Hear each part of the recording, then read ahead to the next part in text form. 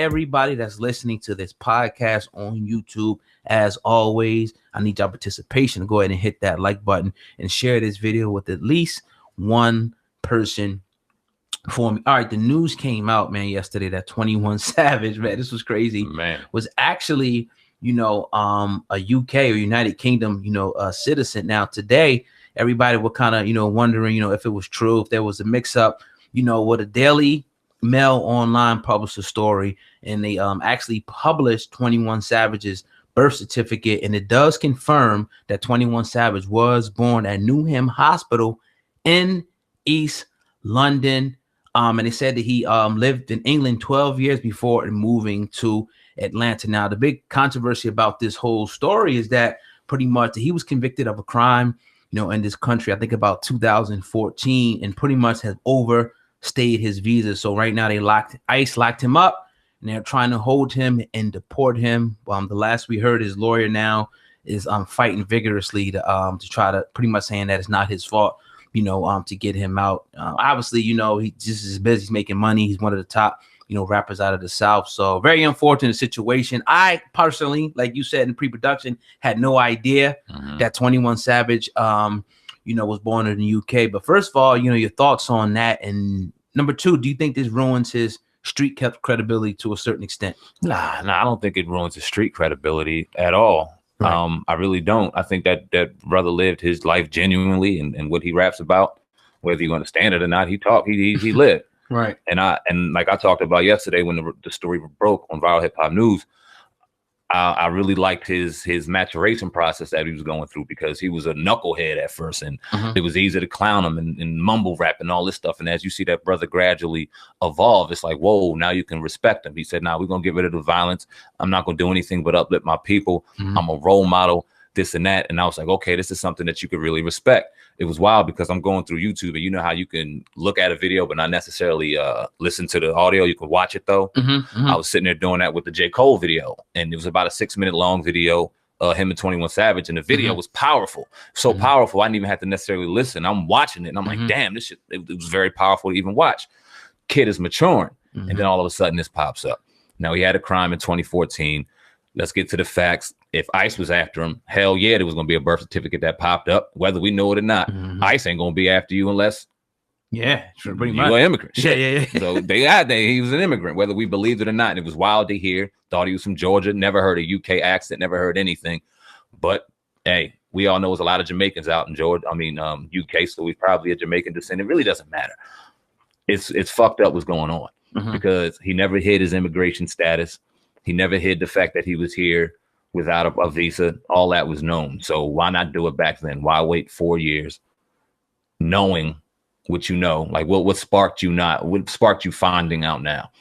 And now we're finding out it's a potential 10-year ban from the United States, which his lawyers are fighting now as I'm looking through the information. But yeah, what do you think on that?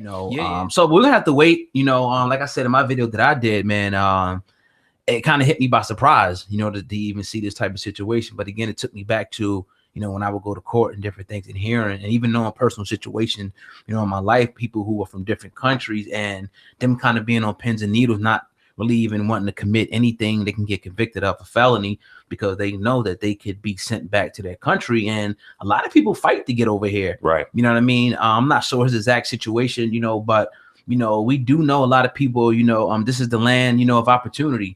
So, you got even to go back with the whole Trump and the Mexican wall, people, taking boats over here and risking their life just to be, in this country. So, very, very crazy. Now, as far as the street cred, thing, I think people are trying to say that because even though he did live in Atlanta, a portion of his life he was in London. And my thing is, shit, London, they get it in out there too. Right. So like drinking tea and eating crimpets and shit with the fucking queen. Ain't nobody saying that just because they had to get out that notion. Shout out to London, man. Absolutely. I want to read something courtesy of NBC News. This is via his lawyer. He said, now the Department of Homeland Security has known his address and his history, since his filing for the visa in 2017, yet they took no action against him until this past weekend. The rapper was obviously in ICE custody in Georgia and placed in removal proceedings before immigration courts, the agency said on Sunday. Cook also said that 21 Savage was detained based on incorrect information about prior criminal charges, but did not specify what he was disputing about the charges. ICE was refusing to release, obviously, 21 Savage on bond. 21 Savage was neither a flight risk nor a danger to the community.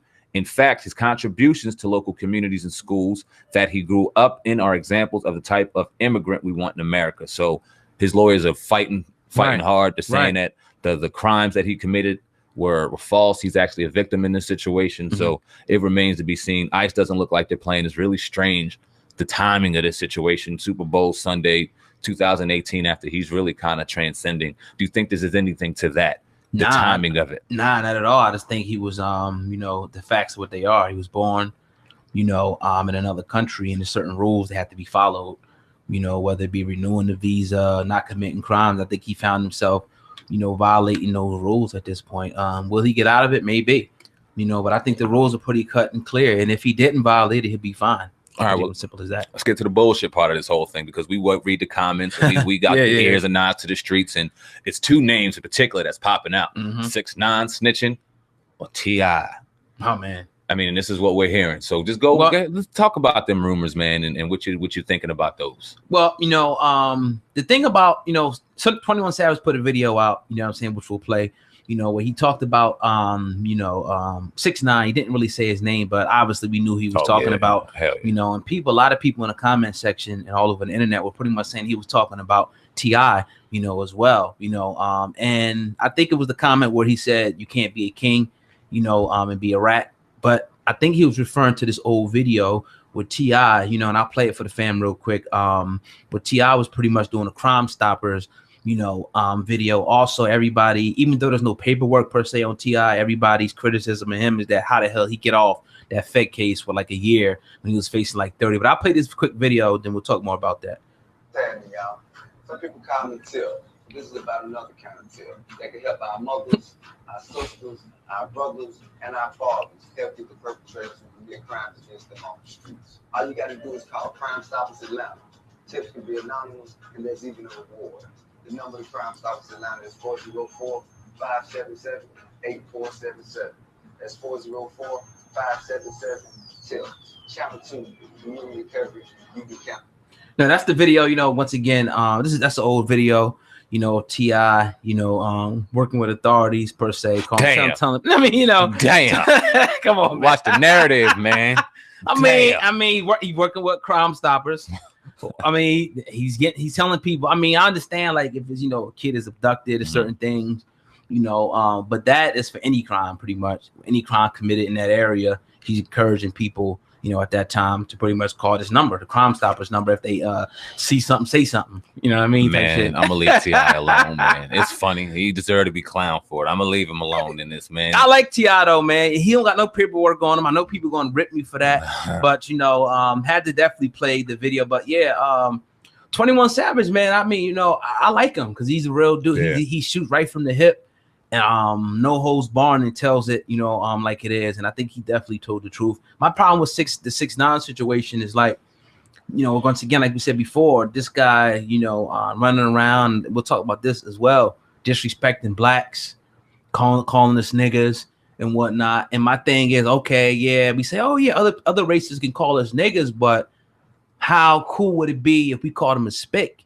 You know what I mean? Let's just say if Little Dirk and one of the Chicago cats got in the camera and was calling 6ix9ine a spick, Hispanics or Spanish people all around the world would be in outrage about that. So I'm just, you know, even though people say, well, y'all call each other that, you have a point, obviously, there. We know that there's two different ways that is used, but nevertheless, it's still that word. So, but, you know what I mean?